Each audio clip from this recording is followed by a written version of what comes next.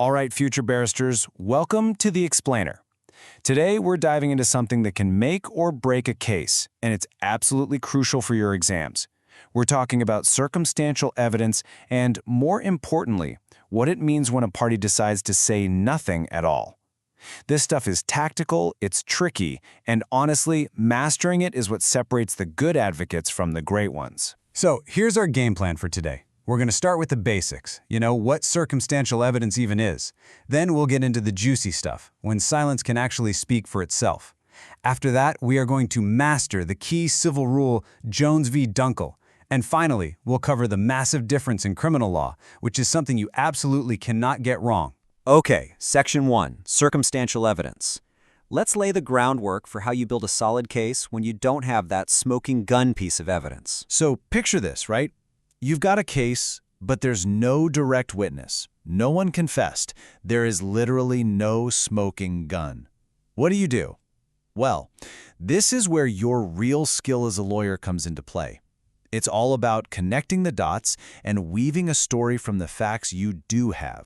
Okay, so here's the definition you're going to want to tattoo on your brain for the exam.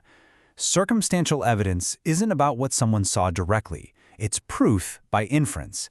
It's the art of taking a set of proven facts and leading the court to the only logical conclusion about what must have happened. And, the law already helps us out with some of these inferences. These are like common sense shortcuts. A court will just assume a speedometer was working, unless you prove it wasn't. If you're holding something, that's considered pretty good initial evidence that you own it. These aren't the whole case, of course, but they're the little bricks you use to build your wall of evidence. Section 2, when silence speaks volumes. Right, now let's kick it up a notch. We have our circumstantial facts, so what happens when you present them to the other side and they say nothing? And this quote right here, it absolutely nails the core idea. A person's silence is totally meaningless in a vacuum. You, as the barrister, have to first build what's called a prima facie case. You have to present enough evidence that it actually demands an answer. It's only then, when they failed to give that answer, that their silence suddenly starts to mean something. The classic textbook example is this: possession of recently stolen goods. Step 1, you find someone with a stolen TV. Step 2, you ask them where they got it and they just shrug or give a story that makes no sense. Step 3, the jury is now allowed to infer that they're the thief. But, and this is a huge but for your exam, look at that caveat. The jury is entitled to make that inference. They are never, ever compelled to.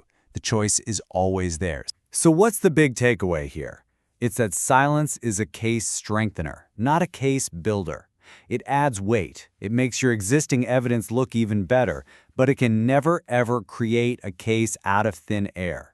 You always have to lay that factual foundation first. Okay, Section 3. Let's get to the main event, the big one for any civil case. You have to know this name for the bar exam, Jones versus Dunkel. Seriously, this is one of the most powerful tactical weapons you can have in your arsenal as a civil litigator. And this famous idea from Lord Mansfield, this is the logic that underpins the whole thing. It's really just a simple, powerful bit of common sense, right?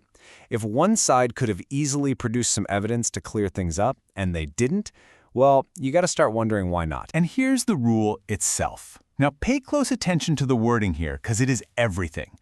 The inference isn't that the missing evidence would have been devastating or that it would have sunk their case. No, it's way more subtle. The court can simply infer that the evidence would not have assisted their case. It's a fine line, but for an exam, that distinction is absolutely critical. This table really shows you the boundaries. So you can use a Jones v. Dunkel inference to say, Your Honor, they didn't call their expert, so you should be more willing to accept what my expert said. But what you can't do is say they didn't call their expert, so let's just assume that expert would have agreed with me. See the difference? It strengthens your hand, but it doesn't play a new card for you. And for your exam, you need to know these preconditions cold. You can't just stand up and yell Jones v. Dunkel because someone didn't call a witness. You have to be able to argue these points. Was that witness in there? Camp, like a senior employee. Is there a good reason they're not here, like they're sick? Would their evidence have even mattered? Your ability to tick these boxes is what makes the argument work. All right, now for the massive twist.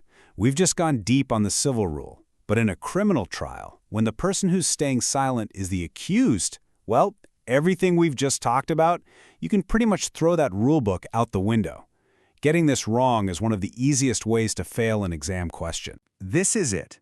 The absolute, ironclad, hard and fast rule. 0. An accused person's choice not to get in the witness box and testify cannot, not ever, be used as proof that they're guilty.